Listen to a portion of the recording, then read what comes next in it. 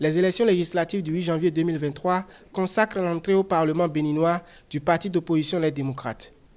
Les grandes tendances de ce scrutin ont été annoncées mercredi 11 janvier 2023 par la Commission électorale nationale autonome Sénat à Cotonou. Plus de 6,6 millions d'électeurs étaient attendus aux urnes pour ces législatives. Selon les résultats provisoires proclamés par l'organe chargé des élections, 2,5 millions d'électeurs ont exercé leur droit de vote.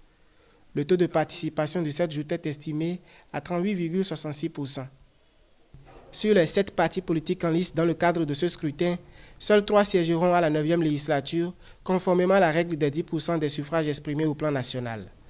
Il s'agit de l'Union progressiste Le Renouveau UPR, du Bloc républicain BR, formation politique du camp présidentiel, et des démocrates LD, parti de l'ex-président de la République Boni Yayi.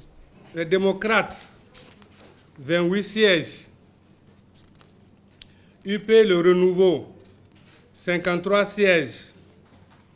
Bloc républicain, 28 sièges. Total, 109 sièges. Avec un suffrage valablement exprimé de 2,4 millions, les partis FCBE, Moël Bénin, MPL, UDBN ont obtenu chacun moins de 5% des suffrages au plan national. L'UPR, le BR et LD sont respectivement crédités de 37,56%, 29,17% et 24,2% des suffrages exprimés. Ces résultats provisoires sont rejetés par les démocrates. Le parti, pour justifier la contestation des résultats, dénonce des manquements au code électoral. Le refus délibéré de délivrer des procès-verbaux de dépouillement et de compilation des suffrages à la plupart de nos mandataires, l'utilisation des cartes de membres de partis politiques en lieu et place des pièces réglementaires admises, etc.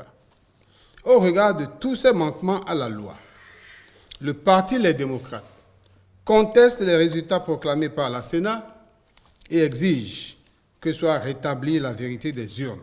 Le Parti Les Démocrates s'active pour introduire des recours auprès de la Cour constitutionnelle, juge du contentieux électoral.